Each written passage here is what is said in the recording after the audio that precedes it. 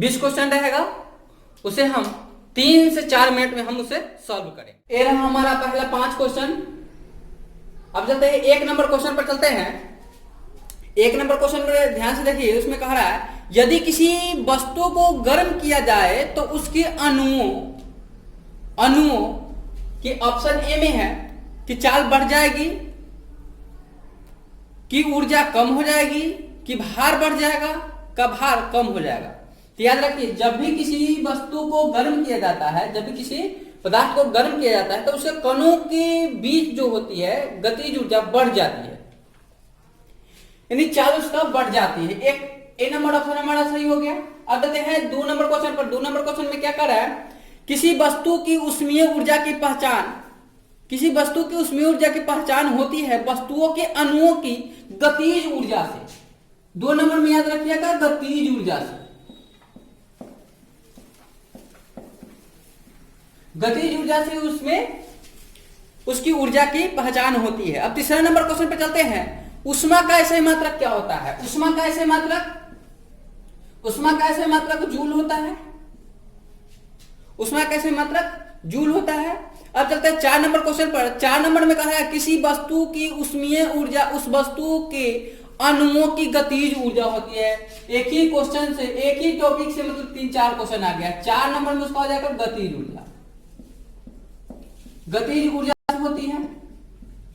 अब चलते हैं 5 नंबर क्वेश्चन पर। 5 नंबर क्वेश्चन में कह रहा है निम्नलिखित में से सही कथन चुने।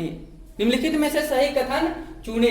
तो इसमें देखिए ए नंबर ऑप्शन में कहा है गैस के अणु स्वतंत्रता पूर्वक गति नहीं कर सकते हैं, ये तो बिल्कुल गलत है। बी नंबर में चलते हैं, जूल ऊष्मा एवं कांच का ऐसे मात्रक नहीं है, ये भी गलत है। अब चलते हैं तीसरा सी नंबर ऑप्शन पर, घर्षण से ऊष्मा उत्पन्न होती है, घर्षण से ऊष्मा उत्पन्न होती है, ये भी गलत है। हमारा 6 से 10 तक क्वेश्चन है। 6 नंबर में कहता है ऊष्मा और ऊर्जा दोनों ही का ऐसा ही मात्रक होती है। दोनों का ही ऐसा ही मात्रक क्या होती है? 6 नंबर में हो जाएगा जूल होती है। क्या होती है? जूल होती है। याद रखिएगा, कार्य, ऊष्मा और ऊर्जा का भी ऐसा ही मात्रक क्या होती है? जूल होती है। ये तीनों का ऐसा ही मात्रक क्या होती है? जूल होती है। याद रखिएगा। 7 नंबर क्वेश्चन पर चलते हैं। 7 नंबर क्वेश्चन में क्या कह रहा है? ताप मापा जाता है। ताप मापा जाता है तापमापी से, तापमापी से यानी थर्मामीटर से, थर्मामीटर से मापा जाता है। 8 नंबर क्वेश्चन पढ़िए। 8 नंबर में देखिए क्या कर रहा है, किसी वस्तु का ताप निम्नलिखित में से किसका सूचक होता है? तो इसका आंसर हो जाएगा ए नंबर में पढ़ते हैं उसके अणुओं की कुल ऊर्जा का, बिल्कुल गलत है। उसके अणुओं का औसत ऊर्जा का, उसके अणुओं का कुल वेग का। अब डी नंबर पढ़ते हैं उसके अणुओं के वेग के वर्ग के औसत का वर्गमूल का। तो हमारा ऑप्शन डी सही हो जाएगा। ऑप्शन डी हमारा सही है। किसी वस्तु का ताप यह सूचित करता है, किसी वस्तु का ताप यह सूचित करता है कि संपर्क करने पर ऊष्मा उस वस्तु से अपेक्षाकृत अधिक ताप पर कि वस्तु में प्रवाहित होगी। ये तो बिल्कुल गलत है। कभी भी हमेशा याद रखिएगा, जब भी कोई गर्म वस्तु होती है वो हमेशा ठंडा वस्तु की ओर गमन करती है।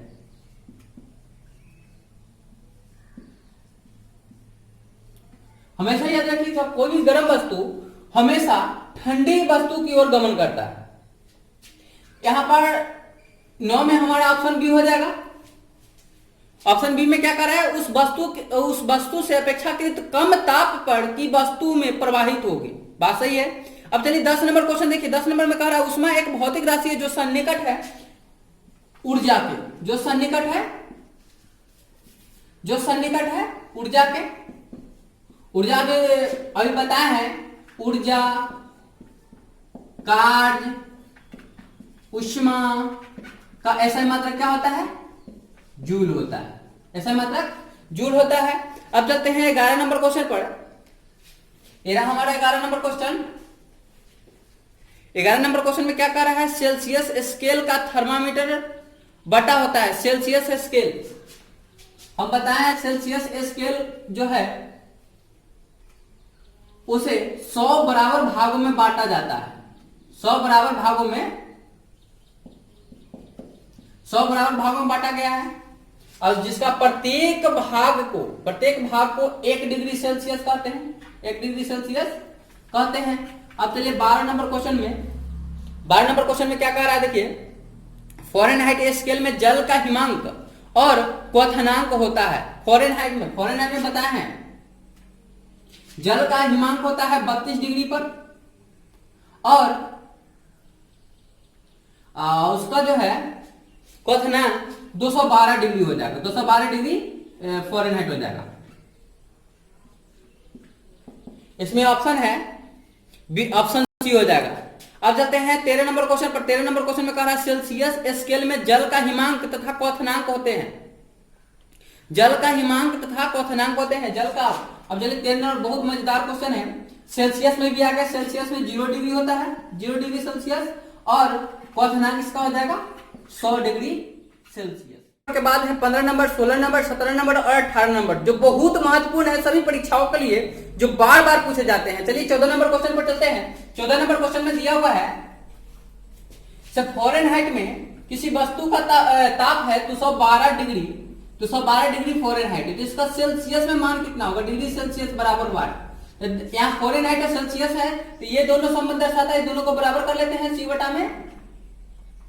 बटा में 5 बराबर F माइनस 32 बटा में 9 हो जाएगा। अब चलते हैं, यहाँ पर C का मान निकालना है, यहाँ पर F का मान कितना रखना है 212 में से 32 को घटा लीजिए, बटा में 9 से भाग दीजिए इसको, C बटा में 5 हो जाएगा। C बटा में 5 बराबर हो जाएगा 212 में से 32 को घटाएंगे 180 हो जाएगा। 180 बटा में 9 से काटेंगे इसको 20 बार में कट जाएगा। C का मान हो जाएगा 5 दूना 10 यानी कि 100 डिग्री सेल्सियस। 100 डिग्री सेल्सियस बराबर होता है 212 डिग्री फ़ारेनहाइट का। अब चलते हैं 15 नंबर क्वेश्चन पर। 15 नंबर क्वेश्चन क्या कर रहा है इसमें, देखिए 15 नंबर क्वेश्चन में कह रहा है सेल्सियस स्केल पर मानव शरीर का सामान्य तापमान कितना होता है, तो मानव शरीर का सामान्य तापमान 37 डिग्री सेल्सियस होता है। अब चलते हैं 16 नंबर, बहुत अच्छा क्वेश्चन है ये रहा। 16 नंबर से लेकर 20 नंबर तक बहुत मजेदार क्वेश्चन है। इसमें दिया हुआ है क्वेश्चन क्या कर रहा है उसमें, देखिए उस ताप का मान जो सेल्सियस तथा फ़ारेनहाइट पैमाने पर समान होता है, यानी दोनों में उस ताप का मान ज्ञात करना है जो सेल्सियस और फ़ारेनहाइट दोनों में समान होता है। अब यहां देखिए C बटा में 5 बराबर F माइनस 32 बटा में 9, इसमें ऐसा मान रखना है जो दोनों से पैमाने पर समान होगा। अब चलते हैं इसे ऑप्शन पर बनाते हैं। ऑप्शन ए में है 0 डिग्री, ऑप्शन ए में है 0 डिग्री। 0 डिग्री इसमें रख कर देते हैं, यहां देखिए कैलकुलेट गुना कर दीजिए इसको, 9C बराबर 5F माइनस 32 बचे हो जाएगा 160, 32 बचे 160 हो जाएगा। यहां पर ध्यान दीजिए, अब यहां पर C का मान 0 रख कर देखते हैं या F का मान 0 रख कर देखते हैं, तो 9C बराबर हो जाएगा 0 माइनस कितना हो जाएगा 160। 160 जब इधर आएगा तो प्लस में हो जाएगा 9C बराबर माइनस 160 बटा में यहाँ C का मान हो जाएगा माइनस 160 बटा में 9 हो जाएगा। ये तो मान नहीं होगा। ऑप्शन बी पर चलते हैं। ऑप्शन बी में क्या है, ऑप्शन बी में है 32 डिग्री। 32 डिग्री रख कर देखते हैं आप, यहां पर देखिए 9C बराबर 5F माइनस 160। अब यहां पर F का मान जो है 32 रख कर देखिए, तो 9C बराबर 32 गुने 5 160 हो जाता है।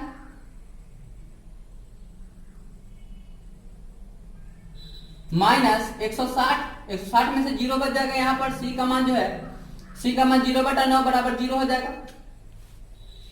F का मान रखे 32 तो C का मान आ गया 0, ये दोनों समान नहीं हुआ। अब चलते हैं C, ऑप्शन बी भी नहीं होगा। ऑप्शन सी पर चलते हैं, माइनस 40 डिग्री रख कर देखते हैं, यानी 9C बराबर 5F माइनस 160 हो जाएगा।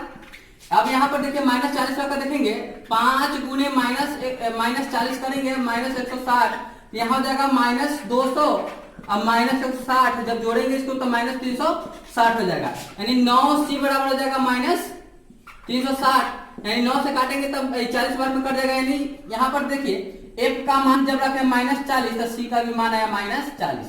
यहाँ देखिए अब इससे एक बात सिद्ध होता है कि यहाँ पर -40 डिग्री फ़ारेनहाइट और सेल्सियस में बराबर होता है। -40 डिग्री फ़ारेनहाइट और डिग्री सेल्सियस में समान होती है। हमारा सी नंबर ऑप्शन सही हो गया। 17 नंबर क्वेश्चन क्या कह रहा है इसमें, किसी वस्तु का ताप 310 केल्विन है तो सेल्सियस स्केल पर इसका मान क्या होगा। अब यहाँ देखिए केल्विन में मान दिया 310, इसका सेल्सियस में क्या होगा, सेल्सियस में मान इसका ज्ञात करना है तो केल्विन और सेल्सियस को ले लेते हैं। यहाँ देखिए c बटा में 5 बराबर k माइनस 273 बटा में 5 हो जाएगा, 5 5 कट जाएगा। अब यहाँ देखिए c का मान कितना, k का मान कितना रखना है, c बराबर 310 माइनस 273 जब घटाएंगे तो ये हमारा कितना आ जाएगा,